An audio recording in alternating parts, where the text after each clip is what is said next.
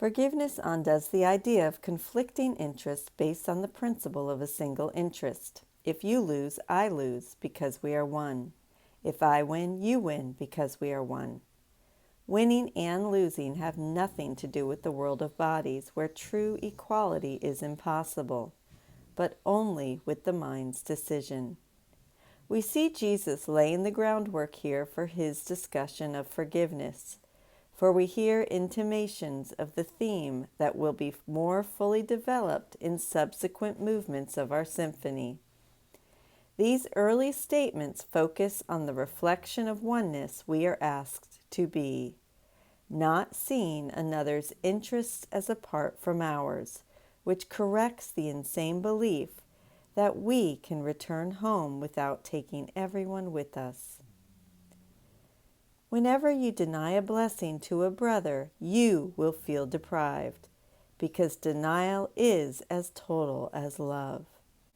It is as impossible to deny part of the sonship as it is to love it in part, nor is it possible to love it totally at times.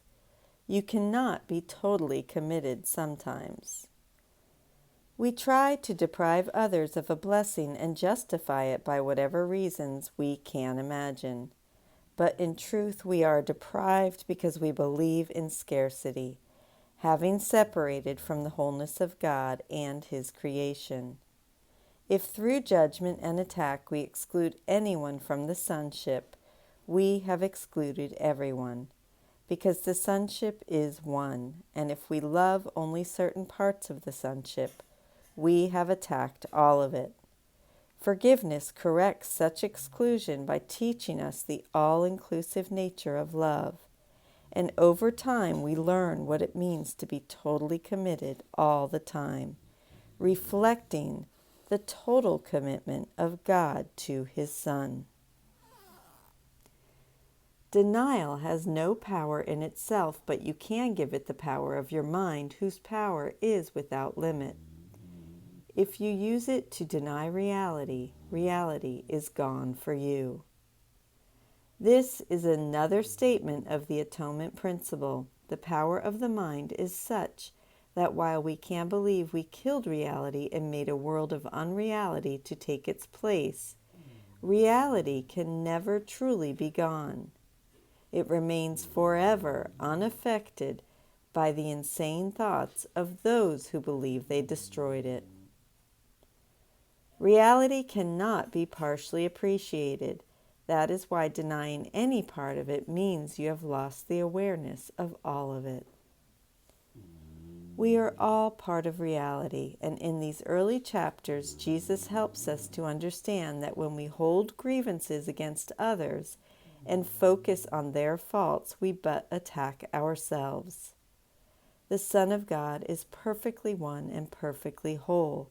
And when we believe that even one aspect of perfection is imperfect, we perforce are saying that the whole is imperfect.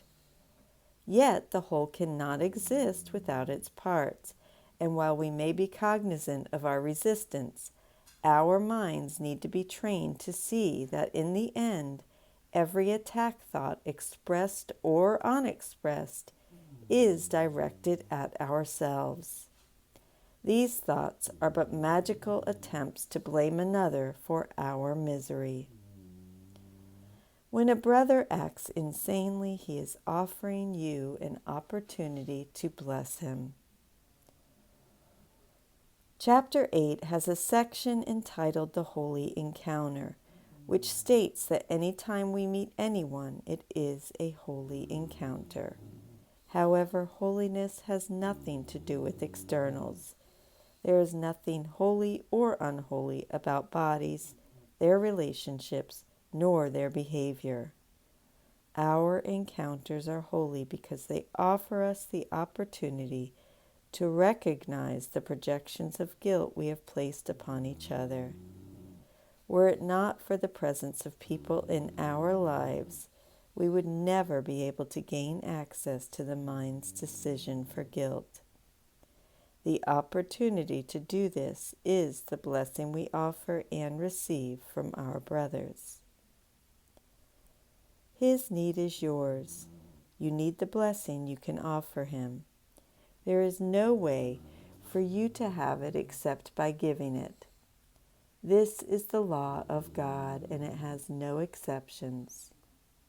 If I see you as sinful, it is because I first condemn myself to sin. Recall the corollary principles. Ideas leave not their source, and projection makes perception, which teach that although the thought of sin remains in our minds, it still determines how we perceive others. Our inner perception determines our outer perceptions, which in turn reinforce the thought system in our minds with which we have identified, sin or holiness. The law of extension, the law of God, means that we cannot have a blessing except by giving it, since what we give reminds us of what our minds have chosen. This is the basis of our need to give a blessing in order to know that we have received it. Ideas leave not their source. So do we learn we are forgiven.